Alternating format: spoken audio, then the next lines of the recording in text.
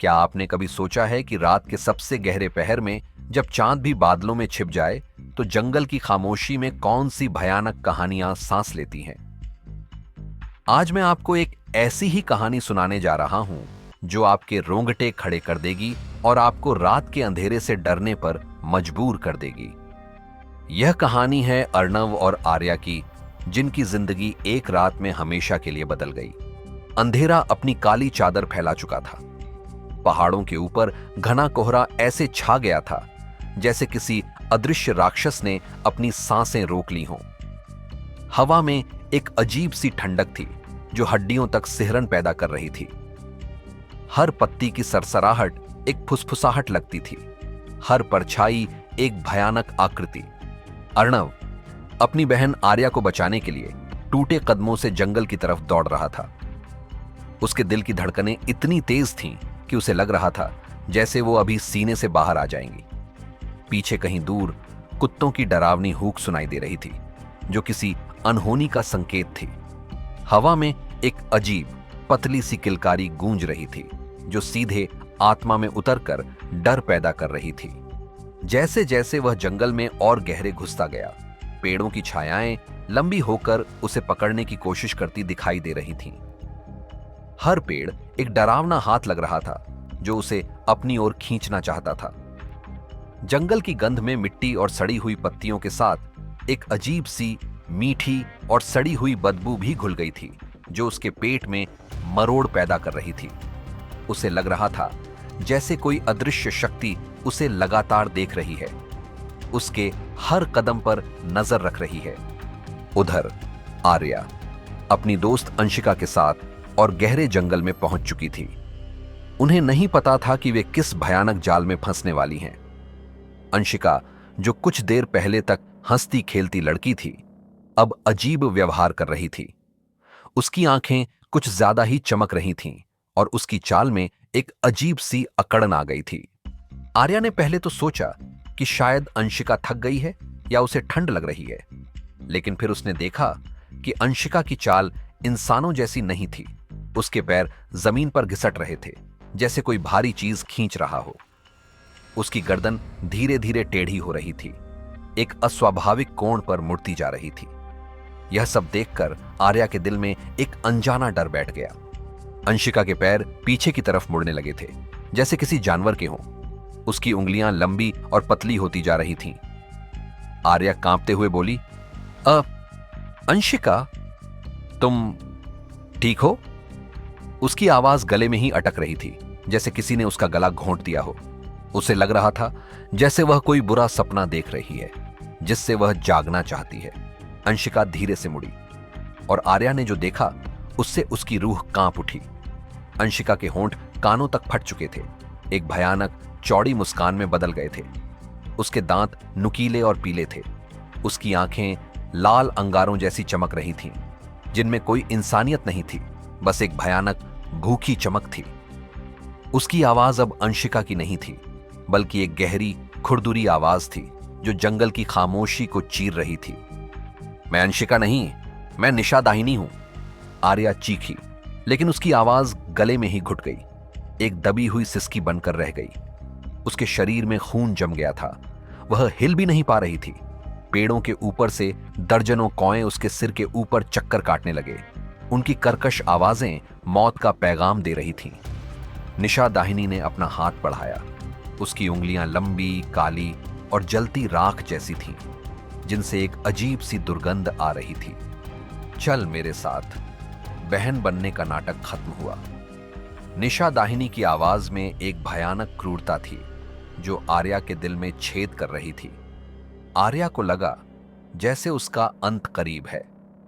वह अपनी जगह पर जड़ हो गई थी। उसकी आंखों में आंसू और डर के सिवा कुछ नहीं था।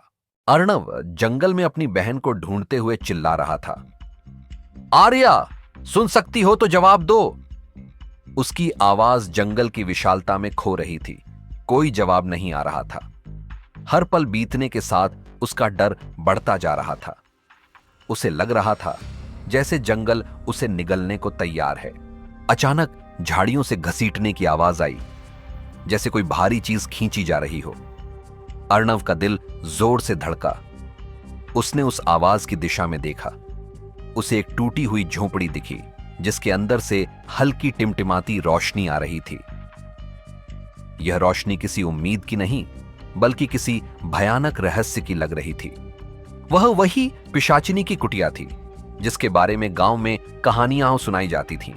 कहानियां जो बच्चों को डराने के लिए नहीं बल्कि सच में मौजूद थीं। अर्णव ने हिम्मत जुटाई और धीरे धीरे उस कुटिया की ओर बढ़ा। कुटिया के अंदर वही औरत बैठी थी जिसके बारे में गांव वाले फुसफुसाते थे, लेकिन अब उसका असली रूप सामने था।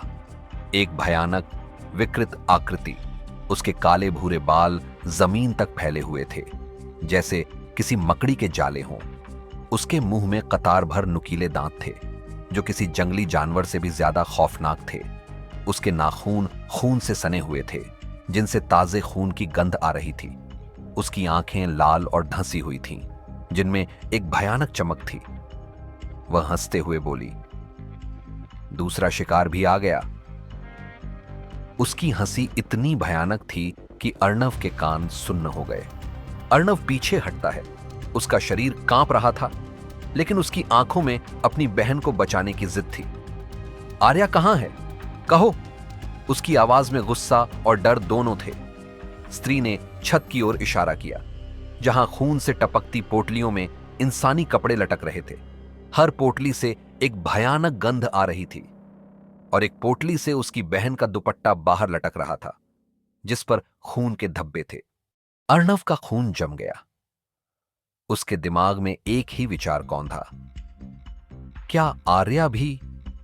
नहीं, वह इस बात पर विश्वास नहीं कर सकता था। उसकी आंखों में आंसू भर आए लेकिन उसने खुद को संभाला। उसे पता था कि उसे लड़ना होगा। जंगल के बीच बड़े खुले मैदान में आर्या अब निशा दाहिनी के ठीक सामने खड़ी थी। उसकी कलाई पर काले धागे की जंजीरें लिपटी हुई थीं जो उसे धीरे धीरे अपनी ओर खींच रही थीं। आर्या का शरीर सुन्न पड़ चुका था। वह विरोध भी नहीं कर पा रही थी। निशा दाहिनी फुसफुसाई, जो मुझे देखकर पलटे वो मेरा हो जाता है। उसकी आवाज में एक अजीब सम्मोहन था जो आर्या को अपनी ओर खींच रहा था। उसी समय अर्णव वहां पहुंचा। उसकी आंखों में आग थी। आर्या, भागो! उसने पूरी ताकत से चिल्लाया।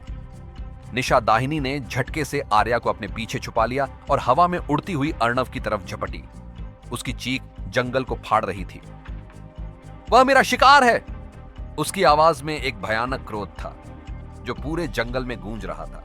अर्णव के हाथ कांप रहे थे लेकिन उसने हिम्मत नहीं हारी। उसने जमीन से पड़ा रक्षा कवच उठा लिया, वही जो आर्या ने कमरे में गिरा दिया था। यह कवच एक प्राचीन ताबीज था जिसके बारे में उनकी दादी ने बताया था कि यह बुरी शक्तियों से बचाता है। निशा दाहिनी गर्जी, यह कवच मुझे कमजोर करता है। उसकी आवाज में दर्द और गुस्सा दोनों थे। अर्णव ने पूरा साहस जुटाया और कवच को उसके चेहरे पर फेंका। कवच लगते ही उसकी त्वचा चटकने लगी जैसे कोई पुराना मिट्टी का बर्तन टूट रहा हो। उसकी आंखें बुझने लगीं, उनमें से लाल चमक गायब हो गई। वह पीछे हटकर चिल्लाने लगी, नहीं, तुम दोनों बच नहीं पाओगे। उसकी आवाज में एक भयानक धमकी थी जो अर्णव और आर्या के दिल में बैठ गई। अर्णव ने आर्या का हाथ पकड़ा और वे भागने लगे। जंगल हिलने लगा था। पेड़ की टहनियां जैसे दोनों को पकड़ने दौड़ रही हों। हवा में एक अजीब सी गंध फैल गई थी जैसे कोई चीज जल रही हो। पीछे से निशा दाहिनी की आखिरी चीख गूंजी, अगली अमावस्या को मैं लौटूंगी।